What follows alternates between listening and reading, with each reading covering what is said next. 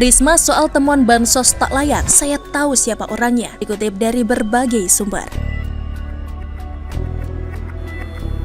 Sebelum kita lanjut, jangan lupa subscribe dan nyalakan loncengnya agar Anda menjadi yang pertama mendapatkan informasi dari jurnal terupdate. Menteri Sosial Tri Risma hari ini mengklaim sudah mengetahui sejumlah pihak di pemerintahan daerah yang terlibat praktik penyaluran bantuan sosial atau bansos yang tidak layak. Untuk mengungkap para pemain itu kepada masyarakat, Risma mengaku masih perlu cukup bukti. Saat ini, ia menyebut telah meminta bantuan dari Kejaksaan Agung atau Kejagung untuk memeriksa laporan temuan bansos tak layak yang diterima sejumlah warga. Saya sebutkan, saya tahu sebetulnya siapa who-nya. Coba kan, saya belum bisa buka. Nanti kalau sudah dibuka bahwa memang terjadi kerugian negara, maka kita akan umumkan, kata Risma di kantor Kementerian Sosial Jakarta Pusat, Senin 31 Mei. Mantan Wali Kota Surabaya mengaku sudah sering menerima laporan bansos beras tidak layak. Ia juga mengklaim telah mencopot beberapa pendamping yang ketahuan nakal. Namun, apabila melibatkan pemerintah daerah dan meminta bantuan dari Kejagung. Menurut Risma, saat ini Kejagung tengah memeriksa salah satu daerah terkait laporan temuan bansos tak layak pangan. Ia tak menyebutkan daerah mana yang sedang diperiksa. Saat ini, di salah satu daerah itu lagi diperiksa. Kejagung menyarankan karena kerugian negara gede, Kejagung menyarankan kami menghitung kerugian itu melalui BPKP atau Badan Pengawasan Keuangan dan Pembangunan. Untuk penghitungan itu, sekarang lagi proses, kata dia. Lebih lanjut, Risma sekaligus memastikan bahwa sejak Januari 2021 pemerintah tidak memberikan bansos pandemi COVID-19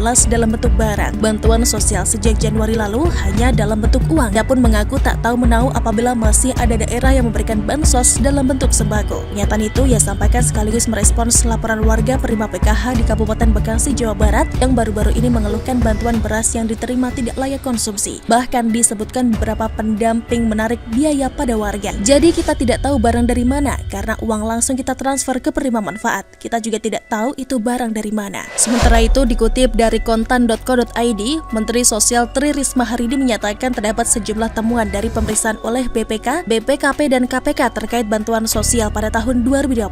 Temuan BPKP menyebutkan dapat 3.877.965 data NIK penerima bansos yang tidak valid. Kemudian terdapat 41.985 duplikasi data keluarga penerima manfaat atau KPM dengan nama dan NIK yang sama. Terdapat penerima bansos yang tidak layak atau tidak miskin atau tidak rentan sebanyak 3.060 KPM di Jabodetabek. Terdapat KPM telah pindah atau meninggal dunia tanpa ahli waris atau tidak dikenal atau tidak ditemukan sebanyak 6.921 KPM. Selanjutnya, temuan BPK terdapat data NIK tidak valid sebanyak 10.992.479 ART. Nomor KK tidak valid sebanyak 16.373.682 ART. Nama kosong sebanyak 5.702 ART serta NIK ganda sebanyak 86.465 ART pada DTKS penetapan Januari 2020. Bantuan sosial tunai senilai Rp500.000 untuk KPM sembako non PKH disalurkan kepada 14.475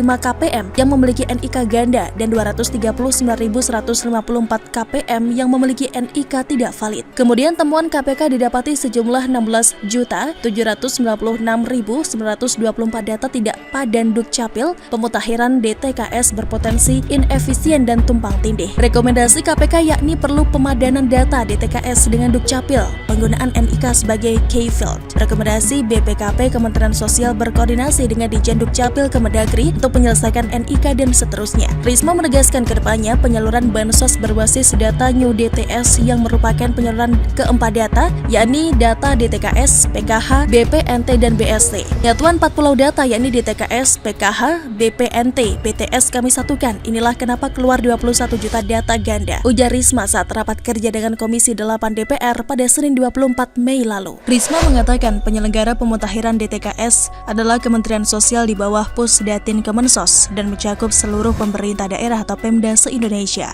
Data per Juli 2020 menunjukkan bahwa mayoritas pemerintah daerah justru sudah melakukan DTKS, yakni 406 Pemda melakukan finalisasi data di mana 331 Pemda melakukan verifikasi dan validasi kepada lebih dari 10%. Jumlah DTKS-nya, 63 Pemda tidak melakukan pemutakhiran per Juli 2020 dan 48 Pemda belum pernah melakukan update sama sekali sejak 2015 Berdasarkan data di atas dapat disimpulkan bahwa pandemi COVID-19 secara tidak langsung telah menggugah partisipasi pemerintah daerah untuk berkontribusi dalam bentuk pemutakhiran DTKS, ucap Risma. Deputi Kepala BPKP Bidang PIP, Bidang Polhukam PMK, Iwan Taufik Purwanto menyebut untuk meningkatkan akuntabilitas bantuan sosial, BPKP telah merekomendasikan Kementerian Sosial untuk memperbaiki data terpadu kesejahteraan sosial atau DTKS. Sebagai tindak lanjutnya, serangkaian upaya telah dilakukan Kementerian Sosial untuk memperbaiki DTKS dan hasilnya adalah dengan ditetapkannya New DTKS per 1 April 2021 yang sudah padan dengan data kependudukan. Untuk selanjutnya, BPKP bersama APIP akan terus mengawal penyaluran bantuan sosial dengan memanfaatkan data yang telah diperbaiki tersebut, ujar Iwan. Novel Baswedan adu domba PGI dan KPK ditulis oleh Manuel di siwar.com. Sebelum kita lanjut, jangan lupa subscribe dan nyalakan loncengnya agar Anda menjadi yang pertama mendapatkan informasi dari jurnal terupdate.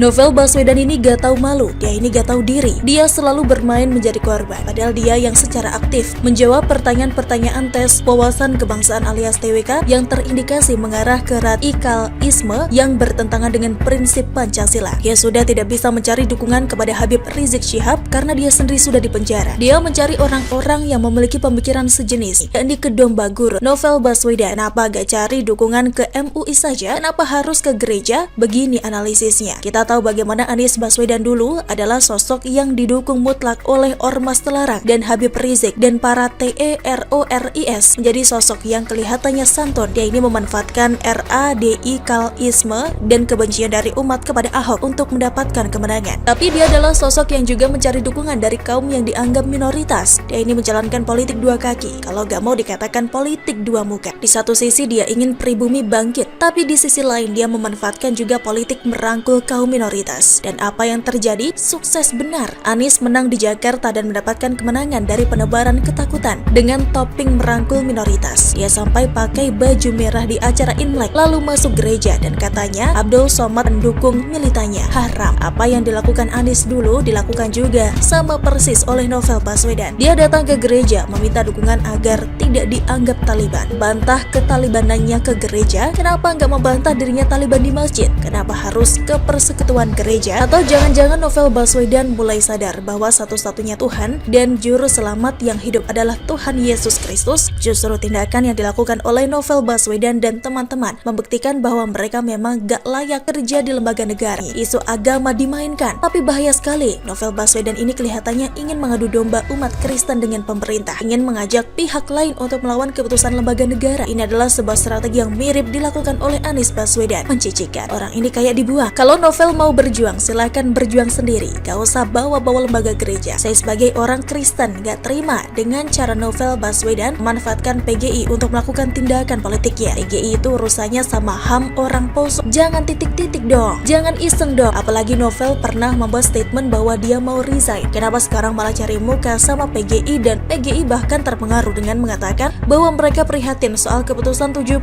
kadrun itu diberhentikan KPK. Lagi pula bukan karena Novel Taliban saja, tapi 75 kadrun itu ada yang mengaku kalau mereka setuju titik-titik bebas dan kumpul KEBO. Seharusnya PGI kalau mau bikin statement dukung pemecatan mereka, lah kok malah pembela kumpul KEBO malah dibela sama PGI. Pemecatan buat Novel dan 74 kadrun lain itu sudah harga mati, gak bisa dibantah lagi. Pihak PGI itu sebenarnya ngapain sih? Apa yang menjadi maunya mereka? Tapi terlepas dari PGI komentar apa, saya sangat mengutuk tindakan Novel mencari perhatian ke kaum agama ini. PGI tidak ada urusannya sama urusan tes wawasan kebangsaan. PGI ini seharusnya urus urusan pengacauan orang-orang Kristen di Poso. Novel kelihatan banget nafsu berpolitiknya di KPK. Ia ingin menguasai KPK. Kelihatan banget ingin menyelamatkan Anies Baswedan. Dia sekarang sudah mulai diincar oleh orang-orang baik di KPK yang tegak lurus tanpa pandang bulu. Dulu ngotot mau keluar, sekarang ngotot gak mau keluar. Manusia macam apa Novel Baswedan ini? Lama-kelamaan Novel Baswedan ini semakin terlihat seperti provokator yang ingin merusak sendi-sendi kebangsaan. kita tahu Jokowi dan PGI ini tidak ada masalah apa-apa. PGI dan pimpinan KPK ini tidak ada apa-apa. Dengan kehadiran Novel di PGI, kita tahu memangnya PGI itu depnaker. Kalau mau ngadu, ngadulah ke depnaker. Karena ini urusan kerjaan, bukan urusan agama. Dia itu licik, ingin menggunakan elemen agama untuk menyerang Jokowi. Mirip banget dengan strategi sepupunya. Dari mereka saya belajar, kalau mau usil, pakai agama. Tidak ada orang yang jauh lebih jahat dari orang yang beragama menggunakan agama untuk menghancurkan sebuah bangsa. Begitulah jahat-jahat. Bagaimana menurut Anda? Silahkan tulis komen Anda di kolom komentar.